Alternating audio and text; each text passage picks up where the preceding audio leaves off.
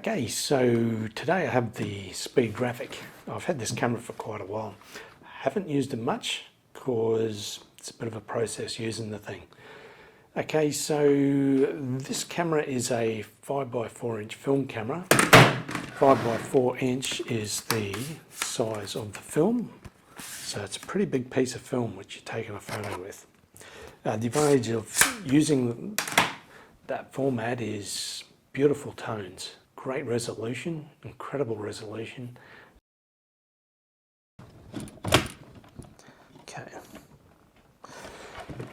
Okay, so to change the lens, you slide up the lens board like that, and it comes off like that. Okay, so the lens on this one is a 127mm lens. Now 127mm lens on your SLR would be a telephoto. On this camera it's a wide angle. So the 127mm has got to cover a pretty wide area of film. Another reason to use a 5x4 inch camera is 5x4 inch cameras typically have a bit of movement in the camera body, so you can move the lens around in relation to the film. So this up and down you would use to correct perspective distortion, like if you're looking up at a building or something like that. Another movement you can do is set the lens at an angle to the film plane, and what that will do, instead of having your depth of field in one flat plane parallel to yourself, you can tilt the field of depth of field. For example, if you're taking a landscape and you want a little bit of depth and you're focusing on the ground, say, the field of focus could be the ground sloping away from you rather than just whatever's that exact distance away from the camera.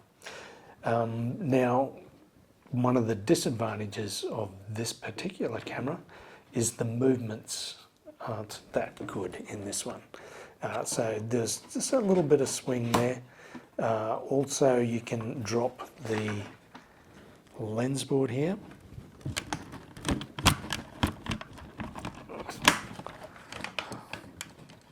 There we go. Get a little bit more bend there, so the lens is not in the same plane.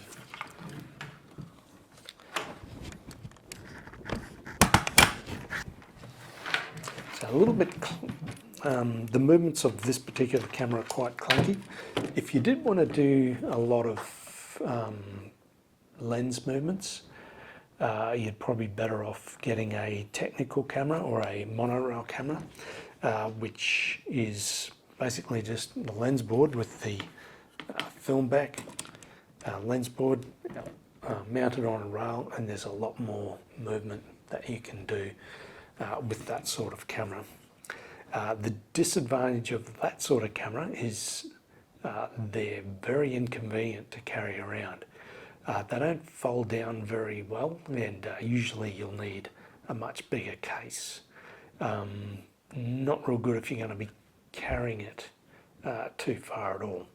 So the advantage of this particular type of camera here is it folds up into itself into a nice neat little box, so it's quite easy to carry around. You can stick it in a backpack with a bunch of these and sling a tripod with you, and it's much easier to get around. You can go for a hike with this camera. Okay, so how to use this thing. It's just like any other camera. It has a lens, a shutter, and an aperture. Actually, this camera has two shutters. This camera has a leaf shutter inside the lens. It goes from T and B for long exposures right up to 1/500th of a second. It will synchronise an electronic flash at all speeds. It also has a focal plane shutter on the back, same as what you'd have in an SLR camera, which goes up to 1,000th of a second. I'm not sure what it syncs up to, maybe 30th of a second, and that's with flash bulbs, which you can't get anymore. Normally these cameras come with a flash gun for flash bulbs. This one doesn't have one, and actually I've even taken the bracket off it as well. Actually a lot of these don't have their flash gun because they became popular with Star Wars collectors, because George Lucas used a flash gun off one of these to make Luke Skywalker's lightsaber. That's why you often see these without their flash gun. Okay, focusing. Normally on a 5x4 inch or a large format camera you would focus using the screen on the back, which is what I normally do with this camera anyway. However, this camera has a rangefinder. Rangefinder works by two different lenses, and as you move the lens backwards and forwards, a patch will, when the two patches come together, make them one image, it's in focus. I've never used it, I don't even know if it works on this. Typically they don't. Just with age, something breaks somewhere and they don't work. But it's much faster way to focus, because with the rangefinder you can have your film in the camera ready to go. If you're going to use the ground glass to focus on, you can't focus it with the film in the camera because the film's in the way of your focusing screen. With your SLR camera you have a mirror which pops up out of the way, where it just doesn't have that.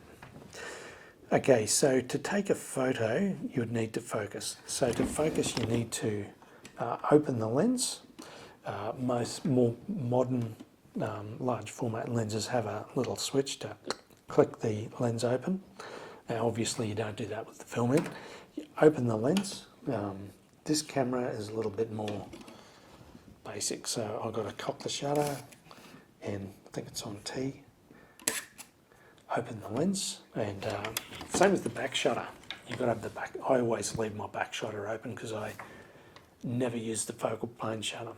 Well, not never, I have used it a couple of times. The reason you'd use that is if you're using a lens on the front that didn't have its own shutter. So I normally just have the back shutter open all the time, which is fine. Front shutter, okay, I've opened it now. Also a lot of modern lenses will have a little switch to open the aperture right up as well. This one doesn't, so I've got to manually open the aperture right up to focus. So I'd focus looking through the screen. I can do some of those movements if I want to do some movements to correct any distortion or depth of field. Once I'm happy with my composition and focus, I would close the shutter, set my shutter speed to whatever I was going to set it at. Oh geez, it's a bit tight, isn't it? Set my aperture to whatever I was going to set that to. Typically you'd use a much smaller aperture or a larger f number than what you would on your SLR camera. Now the reason for that is very little depth of field when you're covering a piece of film that big. So this is an f4.5 lens, which doesn't sound like a very bright lens, but for a large format lens, 4.5, 5.6, even f8 is fairly typical for the lens. But the minimum aperture goes right down to like f32 on this one, but most of them will go down to 45 or even f64. So we've set our shutter speed, we've set our aperture. We can now put our film in. Double check that the shutter is closed. Put the film in, slides in underneath the ground glass, which you use to focus on. Now I can pull the dark slide out. This is where a lot of people will make the mistake. I've done it myself. Pull the dark slide out and realise you haven't already closed the shutter. That's why I said close the shutter about 3 times. Okay, normally I'd use one of these. This one screws in the side here.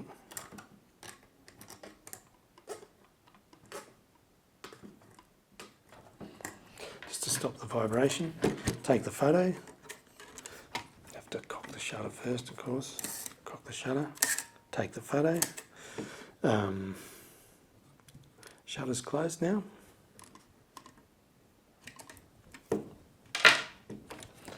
Now that the shutter's closed, we'll put this back in. I normally spin it around so the black side's out. Pop that in. Now I can pull the film out. Now there's a piece of film on each side of this, so there's 2 in the holder, so I can flip it over, take another shot, or I can open up the shutter and set up for another shot.